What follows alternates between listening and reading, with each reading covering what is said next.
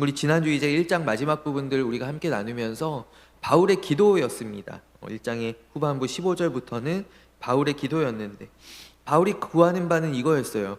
성령에 의해서 우리의 눈이 밝아지게 하셔서 하나님께서 우리를 부르신 그 부르심의 소망을 알게 하시고, 부르심의 의미를 알게 하시고, 또 우리를 기다리고 있는 저 하늘에서 말이죠, 장차 우리가 받게 될 하나님의 영광스러운 그 기업을 우리로 하여금 알게 하시고, 그 기업의 풍성함을 알게 하시고, 그리고 지금 이 순간, 오늘을 살아가는 지금 이 순간 우리를 도우시고 우리 가운데 역사하시는 그 하나님의 지극히 크신 능력을 알게 하여 주옵소서.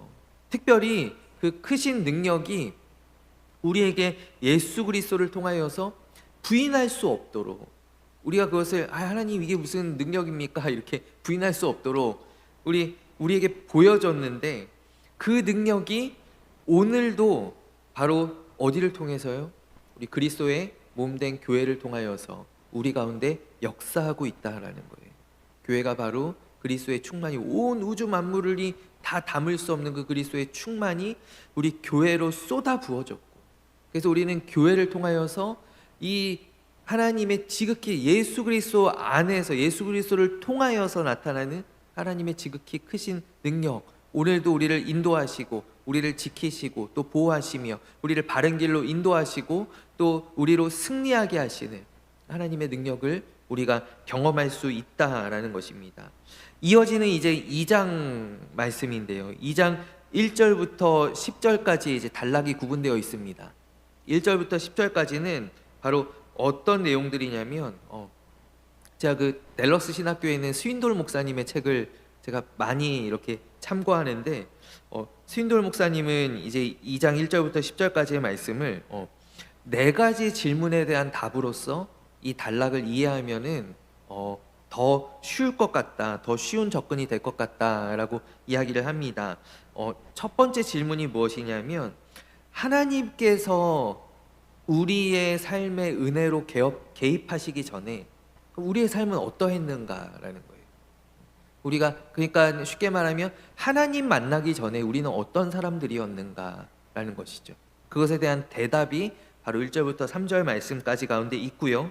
그리고 하나님은 우리를 위하여 무엇을 하셨으며 왜 그렇게 하셨는가라는 질문에 대한 대답이 4절부터 7절 말씀까지 있습니다. 그리고 세 번째로, 우리가 그러면 어떻게 하여야 하나님께서 우리에게 주시는 이 구원을 받을 수 있는가, 그거에 대한 대답이 이제 8절과 9절 말씀, 그리고 마지막으로 우리가 이 구원을 얻었을 때 이것이 나의 삶 가운데 가져오는 변화가 무엇인가, 내가 하나님 안에서 어떻게 변화될 수 있는가에 대한 대답이 바로 마지막 10절 말씀이다라고 이야기합니다. 그렇게 관점에서 볼 때 오늘 1절부터 3절까지는 그 첫 번째 질문과 연관되어 있는 대답이에요. 바로 우리는 어떤 상태였는가라는 것이죠. 우리는 어떤 사람이었는가, 우리는 어떤 상태인가. 우리는, 오늘 바울이 이야기하는 바는 우리는 죽어 있었고 또 예속되어 있었으며, 예속되어 있었다라는 것은 종으로 매여 있었고, 그리고 마지막으로 우리는 정죄당한 상태였다라는 거예요. 그러니까 우리는 죄인이라고 일컬어지던 상태였다라는 것이죠. 이것은 예외가 없는 이야기입니다. 모든 사람들에게 해당되는 이야기. 1절 말씀에 보면 바울이 너희는 하여서 마치 에베소 교회 성도들에게 하는 이야기인 것처럼 여겨져요. 너희는 원래 저기 죽어 있었고 그리고 매여 있었고 너희는 다 죄인들이다, 이렇게 이야기하는 것 같은데, 바로 3절 말씀에 보면은 우리도 마찬가지였다라는 거예요. 우리도. 그러니까 에베소 교회 이 편지의 수신자들, 에베소 교회를 위시한 이 소아시아의 수신자들 뿐만이 아니라 바울이 이렇게 얘기하는 게 아니라는 것이죠. 너희는 지금 그렇지만 난 아니야 라는 것이 아니에요. 우리도 다 그러했다라는 거예요. 그러니까 여기 있는 이 우리의 상태는 예외란 있을 수 없다라는, 누구도 예외가 없다라는 것을 오늘 바울이 이야기합니다. 우리는 가끔 이렇게 정말 너무나 투명한 우리 해맑은 어린 아기들을 보면 이 애가 과연 죄가 있을까? 이런 생각들을 가끔씩 하죠. 또 누군가는 자신을 보면서 내가 이렇게 착한데 왜 자꾸 성경이 나한테 죄인이라 그러지? 제가 어릴 때 교회 와서 느꼈던 마음이 그거예요. 내가 이렇게 착한데 왜 자꾸 교회만 오면 전도사님이 나보고 죄인이라 그러고, 제가 교회 나오는 게 너무 싫었었어요. 너무 싫었었어요. 우리를 볼 때도 우리 그런 착각하는 사람들이 있고, 또 특별히 뭐 우리 집 아기는 맨날 울고 막 떼쓰고 이러지만 남의 집 아기들은 얼마나 예뻐 보입니까? 아기들을 보면서 얘가 죄가 없는 것 같은데, 이런 생각들을 우리는 한단 말이죠. 성경의 가장 기본적인 우리 교리라고 하잖아요. 이 가장 기본적인 교리를 우리가 못 받아들일 때가 있다라는 거예요. 제가 이렇게 뭐 전에도 말씀드린 바 있지만, 유아 세례할 때 이렇게 문답 오는 부모님들 보면은 뭐 믿음이 그래도 있으신 우리 교회 안에서 자란 우리 모태신앙 부모님들은 확고합니다. 우리 애가 여기 뭐 예를 들어서 이제 데려왔는데, 어머님, 아버님, 여기 912가 죄가 있습니까? 이렇게 물어보면 이제 믿음이 확고한 사람은 예, 얘는 죄인입니다. 이래요. 제가 막 물어보죠. 제가 볼 때는 아닌 것 같은데요. 맞습니다, 맞습니다. 막 이러는데, 믿음이 이제 약한 부모님들은 벌써 좀 표정이 안 좋아요. 제가 질문하면. 그래서 아닌 것 같은데요. 이렇게 얘기하시는 분들이 있어요. 또 어떤 분은 이렇게 뾰루통하게 교회에서 그렇다는데요. 성경이 죄인이라는데요. 그러면 아버님 보시기에는 아닌가 봐요. 제가 볼 때는 아닌 것 같다고 이렇게 얘기하시는 부모님들이 있거든요.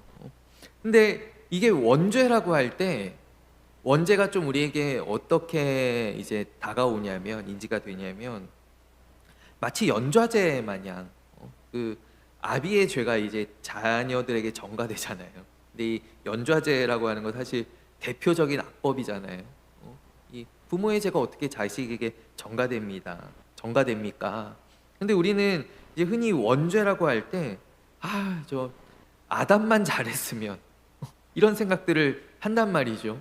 아담만 그때 사고 안 쳤으면 나도 괜찮았을 텐데. 그런 생각. 아담한테 이렇게 책임을 떠넘긴단 말이에요. 그때 하나님 괜히 또 마누라를 주셔가지고 이 여자가 이렇게 또 이렇게 쏘가 넘어가는 바람에 또 이런 일이 이렇게 생겼네. 그런데요, 로마서 5장에 보면은요, 이 우리의 이제 전적 타락에 대해서 이야기할 때, 아담이 죄를 범하였기 때문에 우리가 죄인 되었다라고 이야기하지 않습니다. 로마서 5장에 보면은 모든 사람이 죄를 범하였음에 하나님의 영광에 이르지 못하더니, 그러니까 모든 사람이, 아담만 잘못한 게 아니에요. 아담과 그의 아내만 잘못한 게 아니에요. 성경은 분명히 우리에게 말씀하기를 모든 사람이 죄를 지었다라는 거예요. 모든 사람이 죄를 범하였기 때문에 사망이, 죽음이 우리 가운데 이르게 되었다라는 거예요. 그러니까 우리가 이 원죄라는 것을 이해할 때, 우리는 단순히 어떤 죄의 본성을 물려받은 게 아니다라는 거예요. 그거는 굉장히 소극적인 의미의 원죄라는 것이죠. 진짜 원죄라는 성경이 말씀하는 바는 무엇이냐면, 우리는 모두가 다 아담 안에서 아담과 함께 죄를 지은 사람이라는 거예요. 그러니까 아담이 지은 죄 때문에 내가 죄인이 된 것이 아니라, 나도 아담과 똑같이 아담 안에서 죄를 지었기 때문에 내가 지금 정죄받게 되었다라는 것이죠. 여러분, 구약 성경을 보면은요, 구약 성경은 어떤 인류의 그 강한 연대감을 이 구약 성경이 표현하고 있는 구절들이 많이 있습니다. 예를 들어서 하나님께서 아담이 아니라 아브라함에게 말씀하십니다. 아브라함에게 말씀하시기를 왕들이 너의 허리에서 나오리라라고 해요. 그러니까 우리 성경이 우리에게 표현하는 바는 우리의 모든 후대, 우리의 모든 자손들이 지금 살아가고 있는 현 세대의 허리에 이미 있다라는 거예요. 우리의 허리에 이미 있다는, 분리된 존재가 아니라는 것이죠. 아마 오늘날 굉장히 현대 유전공학을 하는 어떤 유전학이나 생명공학들을 하는 그런 학자들이 이 말씀을 보면 굉장히 좋아할 것 같아요. 왜냐하면 이 DNA라고 하는 게 바로 그거잖아요. 그 부모 세대의 그 모든 일들이 다 새겨져 있다라는 거잖아요. 새로운 DNA가 없다라는 것이죠. 이게 다 새겨진 어떤 족보처럼 역사책처럼 그 모든 발걸음들, 그 모든 흔적들이 지금 우리 안에도 새겨져 있다라는 걸 아니겠어요? 근데 성경이 말씀하는 바가 그렇다라는 거예요. 아담이 죄를 지어서 우리가 이렇게 된 것이 아니라 이미 아담 안에 있던 우리도 또한 같이 죄를 범하였다라는 거죠. 같이 죄를 범하였다. 그래서 우리가 어떤 아담을 희생양 삼아서 지금 우리가 현재 가지고 있는 죄, 또 죄성, 또 우리가 느끼는 죄책감들 이런 거에 대하여서 아담을 비난할 수 없다라는 것이죠. 왜냐하면 우리 모두가 나 자신이 내가 아담 안에서 똑같이 죄를 지은 그러한 사람이기 때문이다라는 것입니다. 우리는 다 아담 안에서 함께 넘어졌고 함께 연대 책임을 지고 있는 같이 죄를 지은 그러한 사람들이다라는 것이죠. 1절부터 오늘 읽은 이 3절까지의 말씀은 우리가 전적으로 타락했다라고 말씀하는데 첫 번째로 무엇이냐면 우리는 완전히 죽었었다라는 거예요. 우리는 완전히 죽었었다. 여러분, 이 죽음이라고 하는 것은 어떤 민족들 또 어떤 문화권들마다 죽음을 받아들이는 자세들이 조금씩 다른 것 같아요. 어떤 문화권에서는 죽음은 굉장히 어떤 불결하고 무조건 피해야 되는 것, 안 좋은 것 그렇게 인식되는 반면에 또 어떤 문화권에서는 죽음이 굉장히 영광스러운 것, 우리가 받게 될 상급이라고 하는 경우들도 있죠. 뭐 예를 들어서 우리가 잘 알고 있는 저 바이킹 문화권에 가면은 거기는 죽음이 우리 인간이 누릴 수 있는 최고의 영예라는 거예요.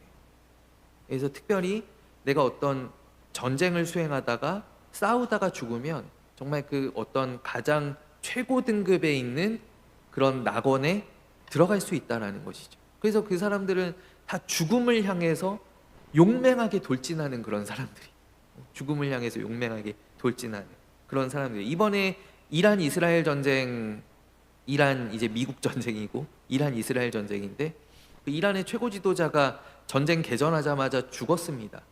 혹사했습니다. 근데 이제 우리 이제 서구권에서는 이 사람 죽으면 다 끝날 줄 알았는데, 근데 분위기가 그렇지 않아요. 그렇죠. 이 사람이 오히려 얘가 중동을 잘 아는 사람들은 이제 이렇게 얘기하는 거예요. 왜 가만히 있으면 죽을 사람을, 이미 나이도 엄청 많아요. 지금 80 넘었잖아요. 응? 건강도 지금 많이 악화되고 가만히 있으면 죽을 사람을 왜 순교자로 만들어 주느냐는 거예요. 왜 순교자로 만들어 줘서 왜 그 사람 때문에 다 결집하게 하느냐, 왜 벌집을 들쑤셔놔 가지고 이 난리를 만드느냐. 중동을 아는 사람들은 이렇게 이야기를 해요. 그러니까 죽음을 대하는 그런 방식들이 문화권마다 차이가, 오늘날에도 그러니까 시대가 다 공유하는 것도 아니죠. 문화권마다도 차이가 있다라는 것입니다. 그런데요, 성경은 죽음을 가리켜서 우리에게 무엇이라고 하냐면 죽음은 단절이라고 이야기합니다. 죽음은 단절이에요. 죄의 결과로 인하여서, 죄의 결과로 우리에게 찾아오게 된 것이 죽음인데, 이 죽음은 하나님과 끊어진다라는 것을 의미해요. 하나님과의 단절이죠. 우리가 창세기를 읽어보면은요, 창세기에 하나님께서 이 두말하시는 것 같은데 이런 장면이 나옵니다. 무엇이냐 하면 하나님께서 아담과 그의 아내에게 경고하시기를 동산 가운데에 있는 저 실과는 먹지 마라. 저거 먹게 되면 반드시 죽으리라 라고 말씀하셨습니다. 그런데 결국 이제 아담과 그의 아내가 먹었죠. 먹었는데 문제는 뭐냐 하면 안 죽었어요. 그렇잖아요. 그게 하나님 말씀대로면요. 하나님이 어떻게 한 입으로 두말하십니까? 그럼 하나님께서 우리 흔한 말로 공갈치인 게 되잖아요. 너 이거 먹으면 죽을 줄 알아? 이랬는데 안 죽었잖아요. 그러면 뭐예요? 하나님께서 공갈치신 거잖아요. 협박하신 거잖아요. 그런데 아니다라는 거예요. 그들이 그것을 먹었을 때 이미 죽음이 그들에게 찾아왔어요. 이미 그들은 죽임을 당했어요. 그게 무엇이냐면 하나님과의 단절이에요. 성경에서 말씀하고 있는 죽음은 하나님과의 단절이에요. 그래서 우리가 예수님께서 십자가에서 경험하신 것도 무엇이냐면, 예수님께서 육체적인 죽음도 당하셨지만 예수님 십자가에서 육체적인 죽음을 당하셨습니다. 그러나 그보다 더 큰 것은 뭐예요? 예수님께서 정말로 경험하신 그 깊은 죽음이라는 것은 무엇이냐면 하나님과의 끊어짐이에요. 하나님과의 끊어짐. 그래서 예수님께서 마지막 십자가에서 아버지 아버지, 하나님이여 하나님이여, 왜 나를 버리시나이까? 라고 하죠.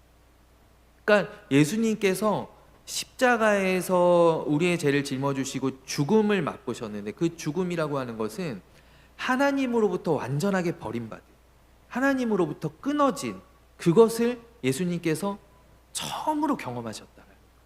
우리가 어떤 성부, 성자, 성령 삼위일체 하나님을 우리가 생각할 때, 삼위일체 하나님은 영원 전부터 계셨고 영원 후까지 한날 한시도 떨어져 있어 본 적이 없는, 그렇잖아요. 하나님께서 천지 창조하실 때 그때 하나님의 영이 수면 위를 운행하셨고 성령이 수면 위를 운행하셨고, 그리고 하나님께서 말씀으로써 바로 태초부터 계셨던 그 로고스, 바로 성자 예수님으로 말미암아 이 천지 만물을 창조하셨는데, 그러니까 그 전부터 천지 창조 때에도 또 앞으로 영원까지 함께 하실 그 한 번도 분리된 적이 없으셨던 그 하나님이 처음으로 이 십자가에서 단절을 경험하셨다는 거예요. 하나님께 죽음을 경험하셨다. 이것은 예수님만이 경험하신 것이 아니라 예수님께서 성령으로부터도 완전히 떨어져 나가는 그 죽음을 맛보셨고, 하나님도 마찬가지. 하나님도 내 아들 성자의 위격이 나로부터 완전히 분리되는, 단절되는 그 죽음을 하나님께서도 경험하셨다라는 거죠. 그래서 예수님께서 돌아가실 때 정말 막 바위들이 터져 나가고 막 지진이 일어나고 이런 것이 그 하나님의 그 슬픔과 아픔과 그 진노를 표현하시는 것이잖아요. 그러니까 하나님께서도 마찬가지 죽음을 맛보셨다라는 것이죠. 그러니까 이 성경에서 말씀하고 있는 죽음이라는 것은 이런 어떤 단순한 육신의 죽음, 어떤 생물학적인 죽음을 넘어서는 것이다라는 거예요. 그래서 우리는 성경에서 우리가 사망에서 생명으로 옮겨졌다라고 이야기합니다. 그렇죠. 사망에서 생명으로 옮겨졌다. 그러면은 우리는 이렇게 반문하죠. 하나님 언제예요? 우리는 이거를, 우리가 그러면 죽은 다음에 하나님께서 우리를 저 천국으로 옮기시는 그거를 얘기하신다라고 우리는 생각해요. 내가 사망에서 생명으로 옮겨졌다라고 할 때, 그럼 내가 나중에 죽은 후에 이제 하나님의 영광 가운데로 들어갈 때 그때 이제 이 일이 일어나는구나. 근데 아니에요. 우리가 하나님께서 우리를 부르셨을 때 이미 우리는 사망에서 생명으로 옮겨졌어요. 그러니까 우리는 지금 생명 가운데 거하고 있다는 것을 알아요. 우리는 어둠에서 빛으로 옮겨졌고 사망에서 생명으로 옮겨졌어요. 이 육신의 죽음이라고 하는 것, 이 생물학적인 죽음이라고 하는 것은 우리가 이 인생의 나그네 길을 이제 여기서 이 나그네 여정을 마칠 때 잠깐 경험하는 것이에요. 그렇기 때문에 여러분, 우리가 잘 알고 있는 로마서 8장 마지막 절 말씀에 보면 무엇이라고 합니까?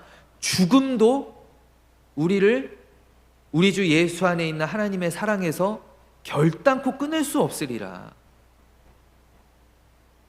그러니까 우리가 하나님 안에서 이제는 죽음을 맛보지 않는 영원한 생명으로 옮겨지게 되었다라는 것은, 이제 우리가 흔히 세상에서 이야기하는 그 죽음이 우리를 하나님으로부터 분리할 수 없다라는 거예요. 그러니까 우리는 그 전에는, 그러니까 오늘 바울의 이야기는 우리는 그 이전에 완전히 죽은 자였다. 우리는 하나님을 알지 못했고 하나님과 완전히 분리되어 있는, 하나님과 떨어져 있는 사람이었다. 그런데 어떻게 됐나요? 하나님께서 그 부르심의 소망 가운데 우리를 양자 삼아 주셔서 우리에게 생명을 주셨어요. 그렇다라는 것은 우리는 이제 생명 가운데 다시는 죽음이 우리를 찾아올 일이 없다라는 거예요. 우리의 육신의 죽음까지도 우리를 하나님으로부터 끊어낼 수 없다라는 것이죠. 그러니까 우리는 지금 이 영원한 생명을 누리고 있다라는 것입니다. 이것이 오늘 바울이 이야기하는 바입니다. 그렇기 때문에 우리는 지금 살아있는 사람이고, 교회 밖에 있는 사람들, 우리 비신자들, 비그리스도인들은 살아도 죽어있는 자들이라는 거예요. 살아도 죽어있는 자들.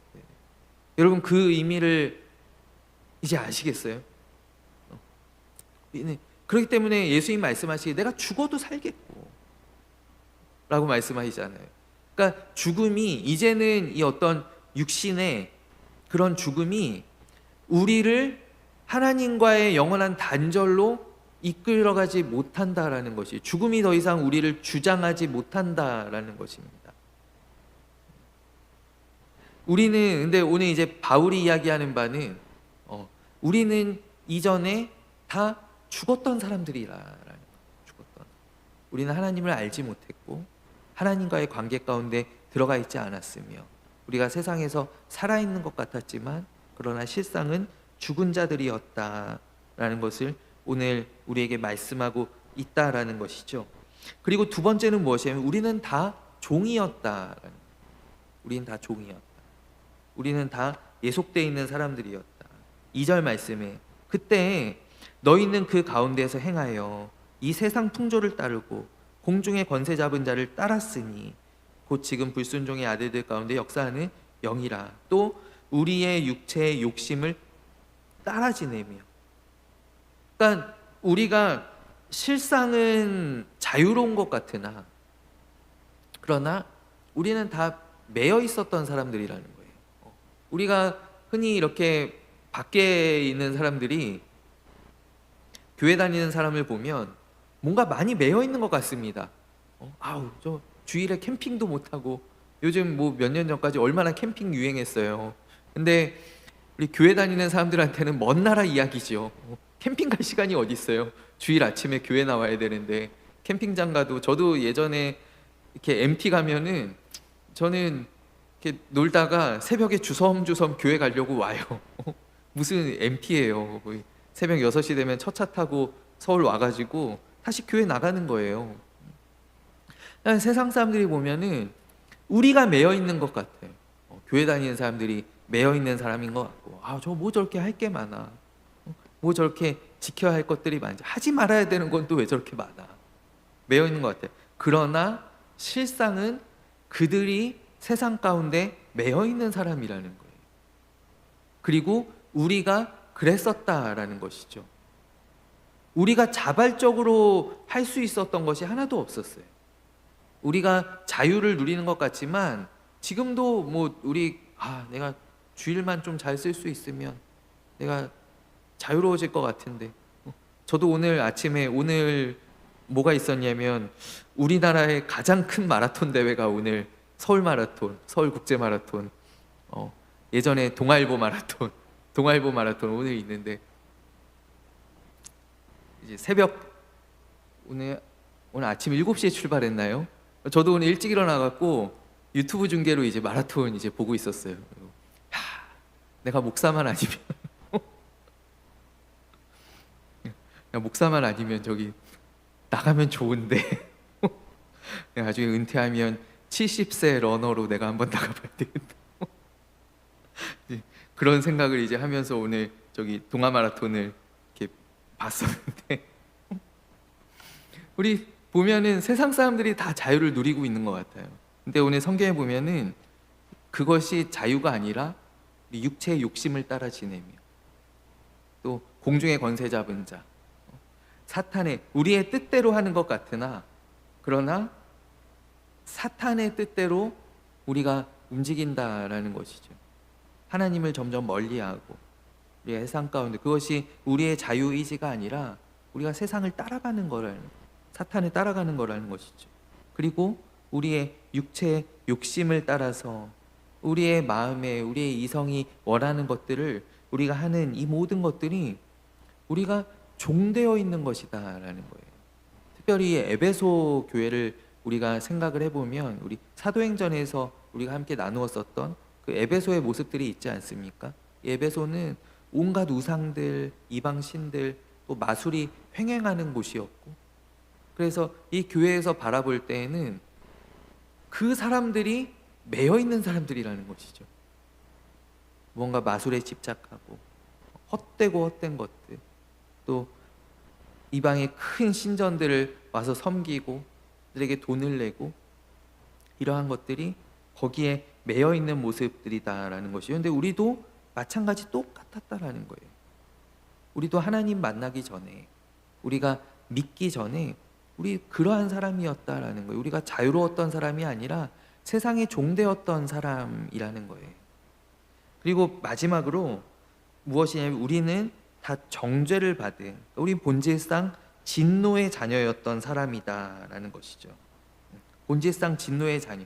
우리의 본질상, 우리는 본질이 죄인이고 진노 아래 놓여져 있는 사람들이다라는 것입니다. 이 말씀은 우리 기본적으로 우리 누군가가 갖고 있을 법한, 나는 사실은 착한 사람인데 근데 좀 몇 가지 나쁜 습관들이 있을 뿐이야. 나는 얼마나 지나가면서 어려운 사람들 보면 동정심이 많이 생기고, 내가 주머니 이렇게 넣어서 뭐라도 있으면 주고, 나는 원래 이런 사람, 나는 원래 착한 사람이야 라고 말하는 모든 사람들의 논리를 이게 반박합니다. 우리는 본질적으로 우리는 진노의 자녀라는 거예요. 본질적으로. 이것이 우리가 교회 나올 때 사실 가장 이 깨달아지고 내가 뒤집어지고 변화되는 순간이 내 죄를 깨달을 때 아니겠어요? 내 죄성을 깨달을 때. 내가 지금까지 남들한테 피해 안 끼치고 배려하고 이렇게 젠틀하고 뭔가 친절하고 좋은 사람인 것처럼 살아왔지만, 그러나 내 안에 들끓고 있는 이 죄성이 나는 어쩔 수 없는 죄의 사람이고 내 힘으로는 벗어날 수 없는 그런 죄의 사람이구나. 예전에 우리나라에서 낳은 부처라고 하는 성철 스님이, 성철 스가 뭐라고 하죠? 이제 입적한다 그러죠. 불교에서는 할 때 마지막 말이 무엇입니까? 내 죄가 수미산보다도 더 높으니 나는 이제 지옥으로 간다라는 말, 마지막 말이었어. 그러니까 이 성철 스는 죄를 안 지으려고 얼마나 많은 고행들을 합니까? 그가 단식도 오래 하고 육신을 괴롭히는 눕지 않는 그런 수행도 제가 알기로 몇 년 동안 눕지 않았고 그런 수행들을 계속했어요. 왜냐하면 내 안에 있는 어떤 죄성을 물리치기 위해서. 근데도 내 안에 있는 어떤 탐심과 음욕과 이런 것들을 도저히 자기의 힘으로 어떻게 할 수 없다라는 것을 그럼 마지막에 고백하고 갔거든요. 나의 죄가 수미산보다. 사람들이 볼 때는 계속 암자에만 있고 죄 지은 게 하나도 없는데 말이죠. 그렇죠. 거기에서는 죄를 짓고 싶어도 지을 만한 게 없잖아요. 우리가 흔히 이야기하는 어떤 범죄 항목들이 거기에서는 없잖아요. 할 수 있는 게. 그런데도 그가 갈 때 내 안에 있는 그 죄성을 이기지 못하고 이것이 나의 여전히 정말 처음 내가 이 수행에 들어갔을 때부터 지금까지 나를 괴롭히고 있다는 것을 그가 고백하고 이렇게 가지 않았습니까? 처럼 우리는 다 본질상으로 우리 안에 어떻게 포장하고 우리 안에 뭐가 있어도 우리가 이렇게 줄지어가는 개미들을 보면 개미들 사이에는 뭐가 있겠죠. 개미들 사이에는 내가 더 잘생겼고 미남 개미가 있고 또 미녀 개미가 있겠죠. 키 큰 개미가 있고 무슨 박보검 개미가 있고 뭐가 있겠죠. 근데 우리가 보면 어때요? 우리가 보면 다 똑같은 개미란 말이죠. 우리 안에 누군가는 좀 더 착한 사람이 있고 누군가는 뉴스에 나오는 것처럼 정말 어떤 정말 악한, 좀 남들보다 더 악한 이렇게 겉으로 발현되는 그런 제어하지 못하는 그런 본성들이 막 나오는 사람들도 있을 거예요. 그러나 똑같은 사람이라, 다 똑같은 죄인이다라는, 그것이 오늘 성경이 우리에게 말씀해 주는 바입니다. 그러니까 오늘 1절부터 3절까지의 말씀은 흔히 우리 어떤 인간의 전적인 타락에 대하여서 적나라하게 우리에게 보여주는, 우리로 깨닫게 해주는 그러한 본문이라고 할 수 있어요. 근데 오늘 이 3절까지만 이제 바울이 딱 썼으면, 우리가 오늘도 이렇게 설교 들으면 얼마나 가슴이 턱 막히는 것 같죠. 내가 또 몇 년 이렇게 교회에서 그런 설교 잘 안 들었는데, 내가 잊고 살았는데, 오늘 또 목사님이 또 그런 얘기 하시네, 또 죄인이란 얘기 하시네. 집에 가는데 마음이 불편하고, 또 사순절 기간인데 이번 주에는 좀 덜 그거 해야 될 것 같고, 뭐 더 열심히 나와야 될 것 같고, 이런 생각들이 막 들잖아요. 근데 여기에서 사실 끝나면은 이 글을 읽는 에베소 교인들도, 또 오늘 말씀 나누는 우리들도 참 이제 어떻게 해야 되나, 참 착잡하고, 참 이렇게 좀 쓴맛이 나고 절망 가운데 있을 수밖에 없을 터인데, 바로 이어지는 4절 말씀의 두 단어가 이 모든 것을 뒤집습니다. 그 두 단어가 무엇이냐면, 우리 한글 번역 성경에는 안 나와 있어요. 우리 개정개혁판에는 안 나와 있는데, 우리 영어 성경에는 이 4절 말씀이 번역될 때 4절이 어떻게 시작하냐면, 그러나 하나님께서라고 시작합니다. 그러나 하나님께서. 우리는 이러한 사람들인데, 우리는 가망이 없는데, 우리 안에 죄성이 가득하고, 우리는 예속되어 있었던, 우리 죽음 가운데 있었던 그러한 사람들인데, 그러나 하나님께서 우리에게 베풀어 주셨다라는 거예요. 우리에게 이러한 일들을 행해 주셨다라는 거예요. 그래서 어떤 성경학자는 성경을 통틀어서 이 4절 말씀의 이 첫 두 단어가 가장 위대한 두 단어라고 이야기하는 분들도 계시더라고요. 그러나 하나님께서. 우리는 다 그러나의 은혜 가운데에서 살고 있는 줄로 믿습니다. 우리가 이제 다음 주에 이제 계속해서 나눌 텐데요. 우리가 가망이 없는, 나는 소망이 없습니다. 우리가 죽었다라는 것은 무엇입니까? 우리가 완전히 무덤에 묻혀 있다라는 것이죠. 그러면 그 무덤에서 우리가 어떻게 스스로 나올 수 있습니까? 우리 모든 인류의 역사 가운데 무덤 문을 열고 스스로 나오신 분은 예수님밖에 없어요. 우리는 다 묻혀 있으면요, 스스로 나올 수가 없어요. 내 힘으로는 일어날 수가 없어요. 내 의로는, 내 어떤 선으로는, 그래서 내 돈으로는, 내 건강으로도, 내 어떤 미모로도 할 수 없어요. 그러나 사람이 할 수 없는 그것을 하나님께서는 하실 수 있느니라. 이제 바로 이어지는 이 절망에서 희망으로 바꾸어주는 이 정말 마법 같은, 기적 같은 두 단어가 바로 그러나 하나님께서라는 거예요. 그러나 하나님께서 우리에게 구원을 베풀어 주시고, 하나님께서 우리를 어둠에서 빛으로 옮기셨고, 우리를 그리스도의 몸된 교회의 지체로서 살게 하여 주셨고, 하나님께서 우리의 모든 슬픔들을 기쁨의 화관으로 바꾸셨고, 우리의 모든 죄의 옷을 벗겨주시고 새 옷을 입혀주셨고, 하나님께서 우리에게 이 모든, 내가 한 것은 하나도 없어요.